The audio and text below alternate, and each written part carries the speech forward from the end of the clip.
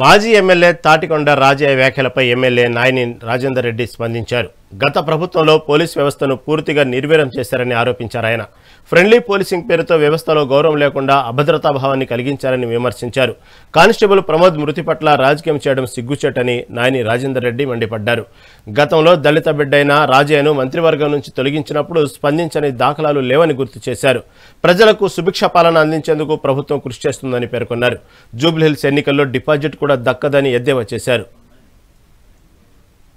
ఇలా రాజయ్య గారు మాజీ డిప్యూటీ సీఎం గారు మాట్లాడుతూ నిజంగా విచిత్రంగా ఉన్నది. బీఆర్ఎస్ వాళ్ళకి నక్క కూడా బుద్ధి రాకుండా మాట్లాడటం అంటే సిగ్గుచేటు. పోలీసు వ్యవస్థని గతంలో నిర్వీర్యం చేసింది. ఫ్రెండ్లీ పోలీస్ అని, ఆ పోలీస్ అని, ఈ పోలీస్ అని చెప్పి వాళ్ళని చేతులు కట్టేసి ఆగం చేసి ఇప్పటికి కూడా కానిస్టేబుల్ గారిని చంపితే దాని సానుభూతి చూపించేది వదిలిపెట్టి దాన్ని కూడా రాజకీయం చేయటం. గతంలో ఎప్పుడు ఉద్యమం అప్పుడు విద్యార్థులని వాళ్ళ శివాల మీద పేలాలు ఎరకదిన్నట్టు ఇవాళ కూడా మళ్ళా పాపం ఒక కానిస్టేబుల్ స్థాయి అధికారిని చంపితే దానికి ఏం జరిగిందో చూస్తున్నారు రాష్ట్ర ప్రజలు.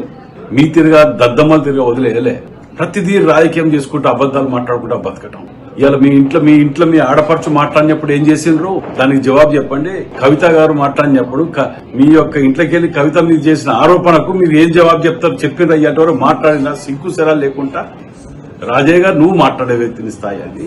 రేవంత్ రెడ్డి గారు తుపాకీ ముఖ్యమంత్రి గారు తుపాకులు దాని మీద అదని దానికి అందరూ మద్దతు ఇవ్వాలి వీళ్ళకి ఇట్లా మాట్లాడినందుకు అని చెప్పి అంటున్నారు.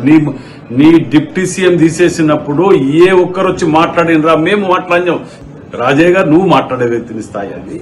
ఇలా నువ్వు చేసిన పనులేంటిది, నీ కథ ఏంది, నీ కార్ఖానాలు ఏంది, నువ్వు ఎవరికి ఫోన్ చేయబోయి ఎవరికి చేస్తే నిన్ను తీసేసిండ్రు, ఇవన్నీ కనీసం జవాబు కూడా చెప్పకుండా ఒక మాట ముచ్చట చెప్పకుండా నిన్ను తీసేసిన దౌర్భాగ్యం అది.